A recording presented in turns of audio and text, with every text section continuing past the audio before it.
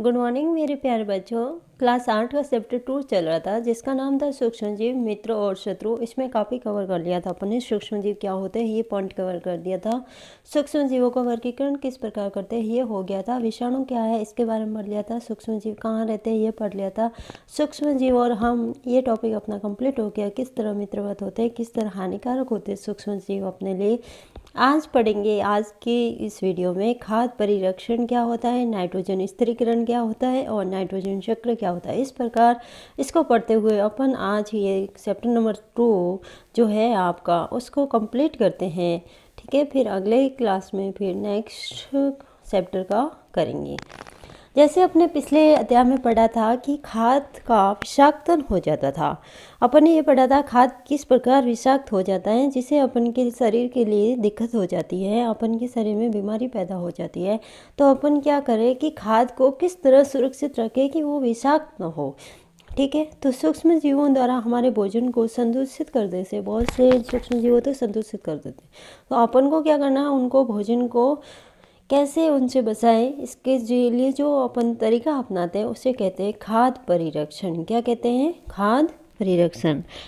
कुछ सामान्य तरीके हैं जिसके द्वारा अपन भोजन को बचा सकते हैं।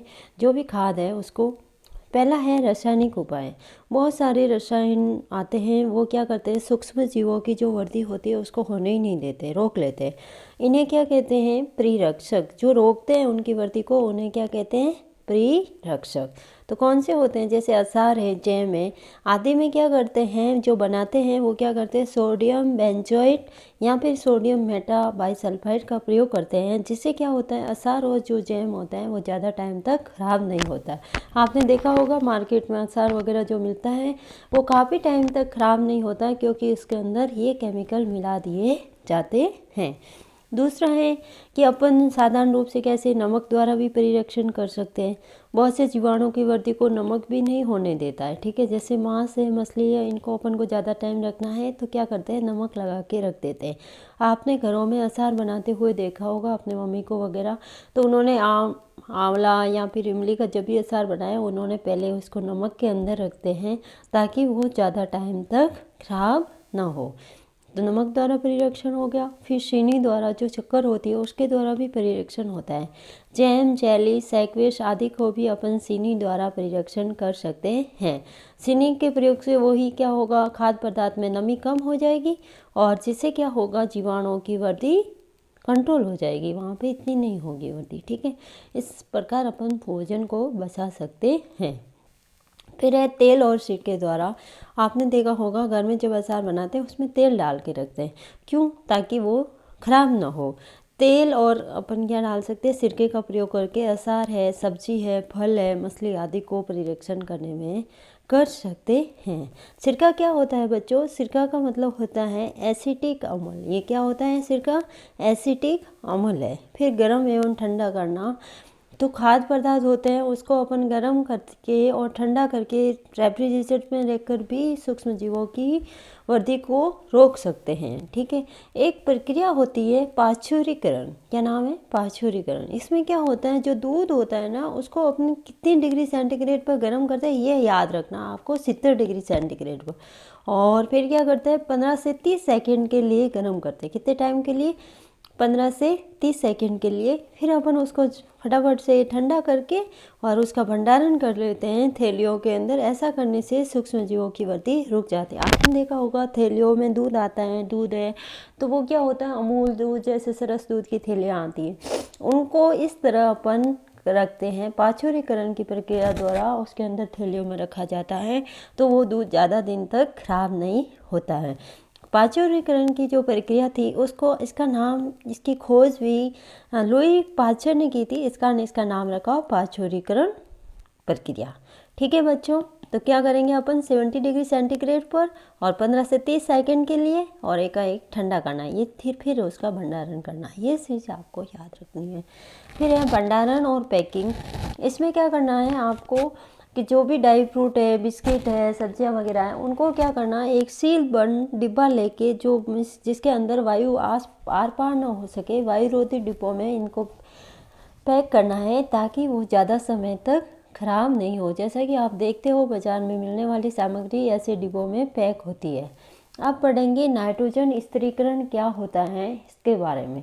तो लेग्यूम पौधों की जो जड़ें होती हैं, लेग्यूम दलहनी पौधे होते हैं ना, जैसे ग्वार है, मूंग है, मोठ है, ठीक है, उनके पौधों की जड़ों के अंदर ग्रंथिकाएं पाई जाती, गांठें पाई जाती छोटी छोटी। उन गांठों के अंदर है ना राइजोबियम नामक जीवाणु पाया जाता है। वो वायुमंडल नाइट्रोजन का क्या करता है, स्थिरीकरण। ये है लेग्यूम पौधों की जड़ा। ये छोटी छोटी आपको गांठें दिख रही है ना, ये इन गांठों के अंदर राइजोबियम बैक्टीरिया पाए जाते हैं। वो वायुमंडल की जो नाइट्रोजन होती है उसका स्थिरीकरण करते हैं, क्योंकि पौधे सीधे नाइट्रोजन का उपयोग नहीं कर सकते। फिर है कभी कभी क्या होता है, तड़ित जब बिजली चमकती है ना, उस समय भी तड़ित विद्युत द्वारा भी वायुमंडल की जो नाइट्रोजन होती है उसका स्थिरीकरण किया जाता है। अब नाइट्रोजन स्थिरीकरण क्या होता है ये पढ़ लिया है अपन ने, और किसके द्वारा किया जाता है ये भी पढ़ लिया है। अब पढ़ेंगे नाइट्रोजन चक्र क्या होता है, इसके बारे में पढ़ेंगे। हमारे वायुमंडल में 78% नाइट्रोजन है, 78% नाइट्रोजन गैस पाई जाती है, और सभी के लिए एक नाइट्रोजन कॉमन है। सब इसमें सजीवों को भी इसकी आवश्यकता होती है, क्योंकि प्रोटीन में, परहरित में, न्यूक्लिक एसिड में, विटामिन में इसका उपयोग किया जाता है। फिर भी वायुमंडल में नाइट्रोजन जैसे 78% है तो वो स्थिर बनी रहती है। तो ये किस प्रकार होता है, कैसे होता है, क्योंकि सब उपयोग कर रहे हैं तो ख़त्म होनी चाहिए, पर ये ख़त्म नहीं होती, तो कैसे इसको मेंटेन रखा जाता है इसको अपन पढ़ेंगे नाइट्रोजन चक्र के द्वारा। वायुमंडल की ये नाइट्रोजन है, कितने परसेंट है बच्चों, 78%।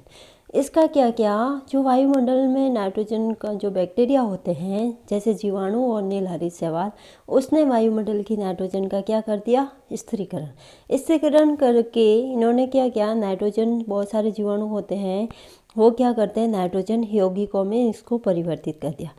तो वो किस में मिल गई, मिट्टी में, ठीक है। फिर मिट्टी में जैसे ही नाइट्रोजन यौगिक होंगे इनका पौधों ने क्या कर दिया, अवशोषण, ठीक है। और दूसरा कैसे इसको मिट्टी में नाइट्रोजन के यौगिक को हम परिवर्तित करते हैं, तड़ित द्वारा। किसके द्वारा, अभी अपन ने पढ़ा था, तड़ित द्वारा नाइट्रोजन का स्थिरीकरण होता है, और वायुमंडल में जो बैक्टीरिया होते हैं उनके द्वारा भी होता है। फिर पौधों के द्वारा वो अवशोषण हो गया उसका, पौधों को किसने खाया, जंतुओं ने। जंतुओं के मरने पर या जंतुओं के जो अवशिष्ट पदार्थ होते हैं उनका जीवाणुओं द्वारा किया गया, वापस उसको नाइट्रोजन के यौगिकों में बदल दिया। इस प्रकार ये होता है। कुछ जीवाणु ऐसे होते हैं वायुमंडल में, वो वायुमंडल में ऐसे होते हैं, क्या करते हैं, जो भी नाइट्रोजन यौगिक होते हैं उनको नाइट्रोजन में बदलते हैं। तो इस प्रकार ये साइकिल चलती है, और वायुमंडलीय नाइट्रोजन का पौधे नाइट्रोजन यौगिकों में उपयोग करते हैं, और किस प्रकार ये वापस नाइट्रोजन बनती हैं इसके बारे में पढ़ लिया, ठीक है बच्चों। इसे कहते हैं नाइट्रोजन चक्र, ठीक है। आज के चैप्टर में इतना ही। ये वैसे आपका चैप्टर कंप्लीट हो गया है। अगला नेक्स्ट चैप्टर अगले वीडियो में करेंगे। इसको अच्छे से आप पढ़ो, अपने कॉपी में नोट्स बनाओ, ठीक है बच्चों। जहाँ कहीं भी प्रॉब्लम होती है उससे आप पूछ सकते हो। ओके बच्चों, बाय बाय, थैंक